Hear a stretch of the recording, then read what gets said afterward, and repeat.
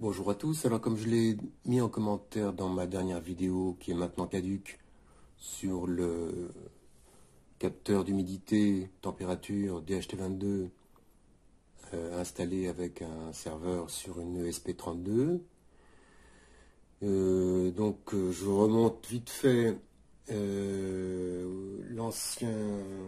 modèle prévu dans le projet, c'est ça.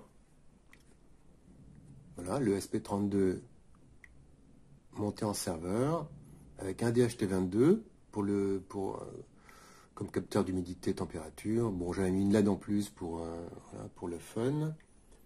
Et j'ai eu un problème, j'ai pas vraiment eu un gros problème, mais je me suis bien rendu compte que le problème de la connectivité un peu fragile, de la lenteur, ça me gênait pas beaucoup, ça me gênait pas trop le fait d'attendre un peu pour la mise à jour, mais surtout la faiblesse de la connectivité. J'avais l'impression que vraiment ça allait pas loin, et que parfois il avait vraiment un problème pour se connecter. Donc ce problème était dû à mon montage, qui était un copier-coller très sale, qui fonctionnait suffisamment pour mon projet de surveillance d'humidité dans une cave. Mais bon, de toute façon, il fallait bien que je voie un jour comment fonctionne le multithreading. Donc voilà, on y est. J'ai trouvé un site que je vais vous montrer tout à l'heure sur l'écran. Et là, vous avez donc un ESP32 avec deux LED, comme un script de débutant, de vrais débutants Arduino. Mais là, ces deux LED, elles sont sur des tâches tout à fait indépendantes, fonctionnant chacune sur un corps différent, sur un cœur différent du processeur. Donc, vous le savez, donc le SP32 a deux cœurs et il faut exploiter les multicœurs en multitâche, en vrai multitâche, quand on en a besoin. Et là, pour le coup, j'ai vraiment besoin d'un serveur qui tourne dans son coin, sans s'occuper de ce qui se passe à côté, et je lis une valeur qui est déjà samplée, c'est-à-dire que la fonction, elle tourne, la fonction du capteur, elle tourne sur l'autre cœur, sur une autre tâche. Donc là, on a une LED qui est à 1 Hz, la bleue là, le slip est de 1 seconde, enfin le délai, 1 seconde, et l'autre à 400 mA. Pardon, 400 millisecondes. Mais elles sont pas du tout sur le même script. Enfin, elles sont sur le même script, mais sur deux threads différents. Elles n'ont absolument rien à voir entre elles. D'accord? Voilà. Donc maintenant, on va voir sur écran ce que ça donne au niveau des scripts. Et comment j'ai progressé dans mon initiation au multithreading, qui est vraiment très modeste, encore une fois. Voilà, donc on a nos scripts. Alors là, c'est le script de base avec les LED, le script de découverte, avec le LED, et là, c'est le script plus avancé dans lequel j'ai intégré le serveur. Bon, on commence par celui-là. Donc, on a... Alors, la page que j'ai utilisée, c'est celle-là. Une page internet. Bon, voilà, il y en a seulement d'autres. Ça, c'est une page... En fait, je me suis rendu compte c'était une page commerciale. Parce qu'à la fin, on vous propose des trucs. Il y a des formations qui sont peut-être aussi... Si elles sont aussi bien que cette page-là, voilà, ça peut être intéressant. Mais bon, moi, je préfère me débrouiller tout seul. Donc, c'est pas du tout pour faire de la pub, j'ai aucun lien avec ce site. En tout cas, c'était clair et ça a fonctionné, donc voilà, je vous propose de jeter un coup d'œil. En tout cas, la librairie concernée, c'est FreeRTOS, et elle est intégrée directement dans le processeur. Donc, vous n'avez pas besoin de l'importer dans le script. Ça, c'est le script de base, donc avec les deux LED. Donc, handles, toc toc. Là, déclaration des deux tâches avec les formulations propres à la librairie que j'ai pas du tout regardé pour l'instant de près la librairie. De toute façon, je pense que ça dépasse mes connaissances. Tout ce qu'on peut reconnaître, c'est bon, c'est ici la taille de la pile. Bon, pour l'instant, moi j'ai laissé j'ai laissé la valeur par défaut ici. Bon, ça a marché après pour le serveur, donc après c'est à voir, il faut approfondir ça, hein, mais moi c'est tout juste si je sais ce que c'est, hein, une pile. Alors voilà, après là par contre des priorités, ça je pense que c'est compréhensible par tout le monde, même par moi. C'est l'ordre de priorité dans les tâches. Non, bon, ça on l'a déjà dans Windows. Quand on approfondit un peu la gestion Windows, on peut régler la priorité dans les tâches hein, aussi. Par exemple, si vous faites de la vidéo, que vous voulez que le logiciel de la vidéo ait priorité sur les autres, ben, vous pouvez le régler dans le Task Manager. Ensuite, donc même chose pour la deuxième tâche, toc, et ensuite les fonctions qui vont avec, voilà, qui sont déclarées après. Donc Task One Code, bon, je suppose qu'on peut mettre ce qu'on veut comme nom. Après, ça c'est un paramètre propre à la librairie aussi. Bon, j'ai pas cherché à comprendre ce que c'était pour l'instant. Ok, donc une boucle infinie. Donc ça c'est très important et c'est normal. Hein. Vous n'aurez pas, comme il y a plusieurs tâches vraiment séparées, vous n'aurez pas le script à l'intérieur d'un void loop. Hein, le void loop il va être vide ici. C'est possible de faire autrement, mais enfin bon, là c'est comme ça. C'est le plus simple, c'est le plus logique, c'est le plus clair.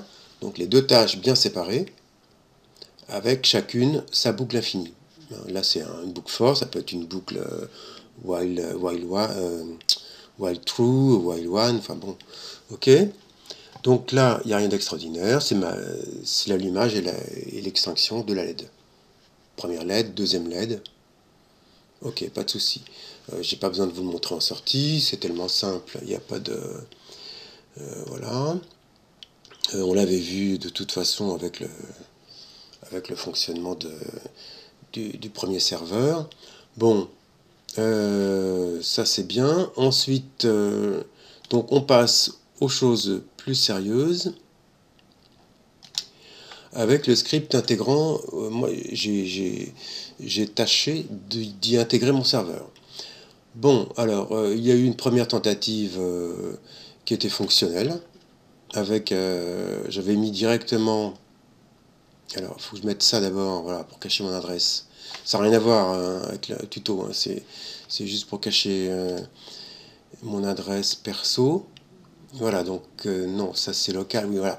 Donc ça c'est le SP32 en fonctionnement dans la cave de la maison dont j'ai déjà parlé avec la surveillance d'humidité. Donc on voit que ça baisse d'ailleurs hein, au passage, hein, l'humidité baisse, j'ai mis un extracteur. C'était monté à plus de 75, même par moment à 80, avec un problème de fuite. Et donc là, la fuite réparée, plus un petit extracteur, voilà, ça sèche tout doucement. Et bon, c'est sympa hein, de pouvoir le surveiller de chez moi, même si j'y vais assez souvent et que les voisins peuvent aller voir. Donc ça fonctionne très bien. Par contre, bon, mise à jour, un peu laborieuse, ça fonctionne, hein, mais c'est un peu laborieux. Et quand j'ai fait des essais ici, quand j'ai refait des essais ici, chez moi, dans mon studio, en banlieue parisienne, j'ai eu bizarrement encore plus de problèmes que dans plus de problèmes que dans la maison. C'est-à-dire que quand je mettais la plaquette sur le balcon, la Wi-Fi était très limitée, quoi. Il y avait vraiment un problème de connexion, et puis la connexion ne marchait pas très bien, c'était bizarre. Bon. Donc, voilà, donc on a décidé d'améliorer le modèle. Et donc là, donc ici, la fonction de capteur d'humidité était intégrée dans la boucle du serveur. ce qui m'obligeait à ralentir le serveur de 2 secondes, je le rappelle, pour ceux qui n'ont pas le temps de voir les premières vidéos caduques maintenant, enfin que je vais quand même laisser, bon, pour archive. Et donc, ici, j'ai mes 2 tâches. Ok, donc, la deuxième tâche, première tâche. Ici, c'est pareil. Ici, j'ai intégré une variable globale pour voir si... pour vérifier que je pouvais bien mettre une variable globale et la lire dans les 2 tâches, la faire lire par les deux, par les deux tâches, par les 2 fonctions, bien séparées. Ça s'est avéré voilà, aussi simple que ça, hein, finalement. J'avais un peu peur, mais parce que je connaissais pas, je me disais, ah zut, est-ce que les variables vont être accessibles par les 2 tâches, puisqu'elles vont être séparées, et c'est pas de problème. Donc c'est très bien fait. Ensuite, le serveur. Alors il y a la partie setup. Voilà, là je l'ai marqué un peu plus clairement pour pas faire d'erreur de copier-coller. Donc là c'est setup, c'est la partie du setup pour le serveur. Toc toc toc. Voilà, donc c'est juste un copier-coller par rapport à mon premier sketch. Ok, là il y avait un délai de 4 secondes, je sais pas pourquoi, c'était une erreur, je m'en suis rendu compte hier. Toc, et là c'est la fin du setup serveur. Ensuite, la fin du setup, c'est le setup multithread qu'on a vu pour les LED, c'est le même. Toc. Sauf que je crois que j'ai changé les priorités. Oui, j'ai mis une priorité 1 pour le serveur et 4 pour la deuxième tâche. Voilà. Alors je sais pas si ça change quelque chose de mettre 4 ou 2. Bon, ça j'en sais rien. Je sais pas comment ça marche, mais bon, j'ai mis comme ça pour l'instant. Et ensuite, donc, la fonction, la task 1, la tâche 1, ici ça s'appelle une LED, c'est le serveur. Toc, j'ai pas changé grand chose, sauf l'appel de fonction. L'appel de fonction ici, il est bidon, il est virtuel bien sûr, parce que pour l'instant j'ai pas encore implémenté la fonction réellement. Voilà, donc c'est juste un print pour l'instant. Payer, ça aussi c'est faux, bon, c'était quand j'avais mis un détecteur de présence sur ce script-là, enfin sur un ancien script. Hein. Voilà, quoi de spécial, rien. Donc là, je rappelle qu'ici j'ai grossi la police pour mon smartphone, pour pouvoir voir sur ce qu'il en est aussi sur mon smartphone. Hein. Voilà, les get sont là, on a déjà vu tout ça.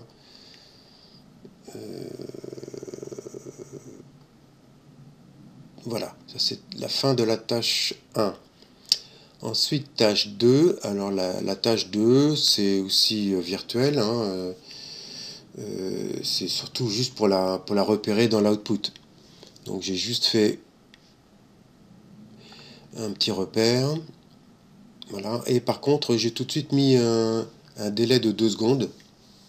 Hein, pour pas l'oublier après quand je mettrai directement la vraie fonction du DHT22. Ok. Bon, j'espère que c'est clair pour tout le monde. Donc là, par contre, on peut sortir l'output en console. Alors naturellement, le serveur respire beaucoup mieux, hein, puisque là, il n'est pas bloqué par un slip de 2 secondes. Le slip de 2 secondes est dans la deuxième tâche. Par contre, je l'ai quand même un peu ralenti pour une raison simple, c'est que quand je ne le ralentissais pas du tout, l'output de la première tâche mangeait une partie de l'output de la deuxième tâche. Voilà, bon, je passe sur les détails, c'est sans intérêt. Donc j'ai mis un slip de 200 millisecondes quelque part. Voilà, serveur, toc. Ici, hein, au début. Voilà. J'ai marqué comme commentaire, important pour un output complet, tatata. Bon, voilà. Donc, on a ici notre sortie. Voilà, donc task 2. Bon, il fait juste, c'est juste un print, donc c'est sûr que ça dure pas longtemps. Task 2, toc, et puis le serveur fait 10 tours. Task 2, le serveur fait 10 tours. Task 2. Voilà. Donc là, naturellement, c'est beaucoup plus efficace. Voilà là, ici, la page web qui correspond. Donc tout ça c'est bidon, c'est pas implémenté sur la carte. Par contre, j'ai le serveur et on peut voir. Bon, vous n'avez pas la barre d'adresse parce que par discrétion, vous n'avez pas la barre d'adresse. Bon, par contre, la mise à jour, elle est instantanée. Vous voyez ici. Toc, toc. Voilà, c'est instantané, quasiment. Bon, à quelques dixièmes de seconde, puisque j'ai quand même ralenti un tout petit peu le serveur. Mais voilà. Donc, par rapport à mon script originel avec les 2 secondes de sleep et en plus la fonction appelée par la boucle du serveur, là faut attendre un petit peu, hein. Ça fois, bon, 2 secondes, 3 secondes, mais des fois ça coince plus, d'accord. Des fois je sais pas pourquoi, j'ai plus de connexion, le serveur tourne mais j'ai plus de connexion pendant un certain temps. Bon, voilà, alors que là pas de problème, ça roule. Toc toc toc toc, mise à jour immédiate. Et bon, voilà. Alors, si je le fais un peu trop brutal, ça bloque un petit peu, mais ça repart tout de suite. Ok. Voilà. Bon, c'est pas un Raspberry, hein, c'est un microcontrôleur. C'est un petit serveur, faut pas trop lui demander quand même. Voilà. Ça marche très bien. Alors, quoi d'autre? Quoi d'autre? Eh bien, je crois qu'on a tout dit. Je pense que j'ai rien oublié.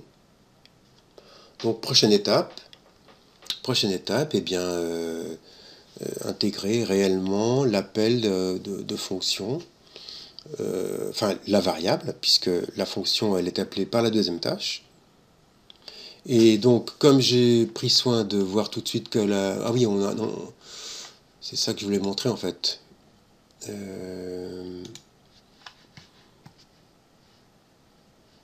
Pourquoi j'ai plus ma sortie? Voilà. Oui, ce que je voulais vous montrer, c'est que la variable globale, elle apparaît bien dans les 2 tâches séparément, hein. Vous voyez ici, global in task 2, global in task 1. Ok. Donc elle apparaît bien sûr beaucoup plus dans tâche 2, dans tâche 1, puisque les sorties serveurs sont 10 fois plus nombreuses que les les print de la LED virtuelle, là, enfin de la deuxième tâche. Enfin, ce qui est important, c'est que la variable soit accessible par les 2 tâches sans aucun problème. D'accord? Voilà, et bien à très bientôt pour la suite et la première fin, on va dire, hein. Bon, le script final, que j'ai pas encore implémenté d'ailleurs. Je vais faire ça tout de suite.